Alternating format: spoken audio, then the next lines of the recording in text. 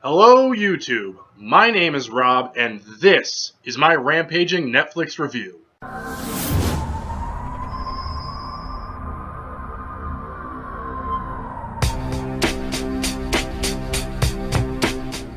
So I'd like to say this is going to be a review, but it's actually just going to be a murder scene. Because the movie I am going to be reviewing today is called Prince Avalanche.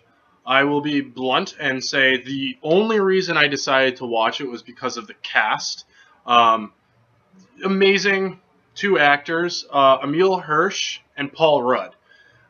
Great comedic actors on top of just being all around amazing actors in delivering a very serious role. So when I heard the two of them were going to be in a movie together, just the two of them, main characters, pretty much alone the entire time, I was on board. I had been pre-warned by my brother, hi John, that this movie was horseshit. Just complete awful horseshit. Or in his exact words, that movie was bollocks. He is not British, but he made a very good point, and I should have listened.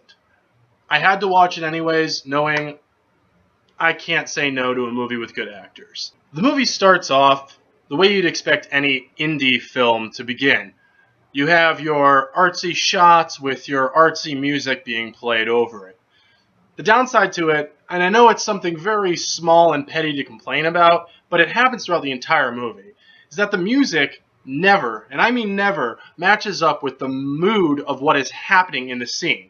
So, for example, in a happy scene, there would be music that was just completely off, disturbing, angry, sad music.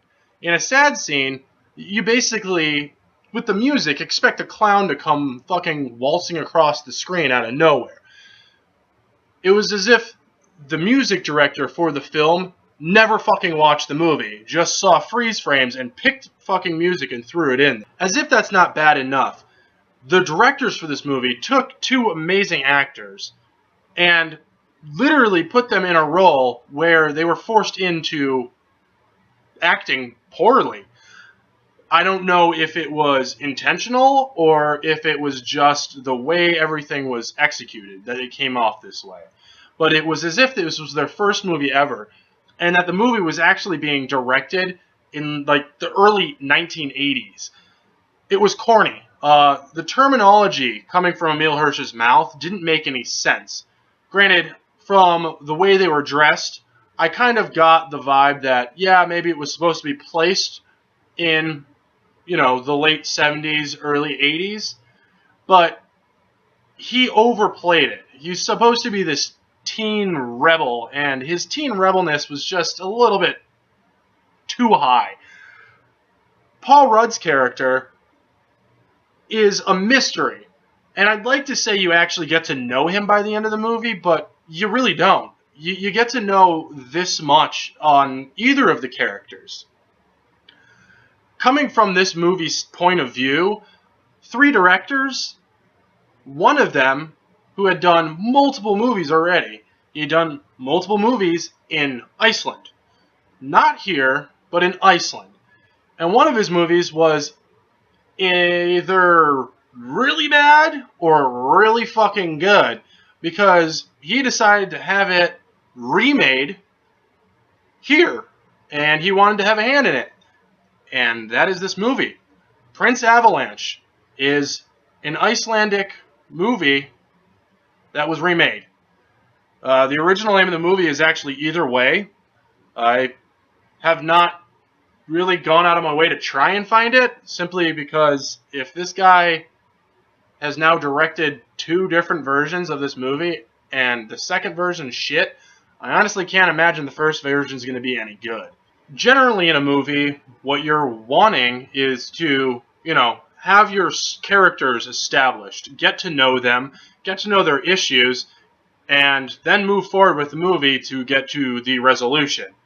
Now, granted, not every movie needs a resolution.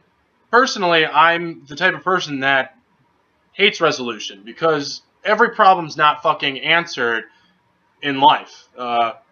It just doesn't happen that way.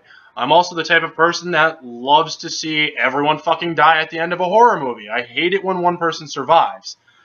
What I hate more is when you watch a movie and you are 35 minutes in and you have no idea why these two characters have any tension or connection. That happens right off the bat. It's a complete mystery. You finally figure out why these two people know each other and what their tension is between them. But it doesn't happen until almost halfway through the movie. By that point, you might as well not be watching it. The only reason I continued to watch it was because I wanted to know why I was still watching it. Honestly, it was just dumb, stupid fucking curiosity. I continued to watch it hoping there was going to be some huge resolution, some huge revelation of all fucking things. Anything to happen, and nothing happens. This movie literally goes nowhere. I can literally lay out the plot for you. It's, oh, I don't know what's going on. Oh, I don't like you. Oh, well, I can help you. Oh, well, this bad thing happened. That's not really a bad thing. Well, this other bad thing happened to me. Oh, my bad thing's better than yours, and then the movie fucking ends.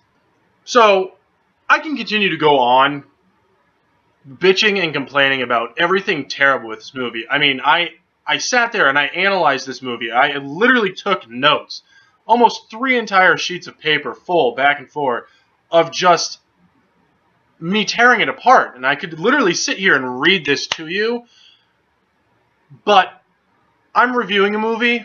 I'm not giving a movie away. Unfortunately, most of my notes are just spoilers. And I don't really want to spoil it, but I am here to warn you. If for any reason you do decide to watch this movie, don't. So at the end of it all, I give this 1 Netflix star.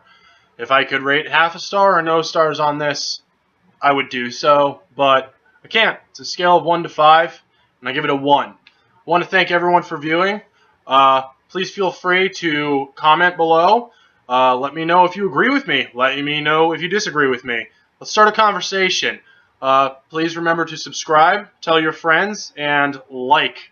Because the more likes I get, the more videos I will do. So thank you very much, and I will see you guys very soon.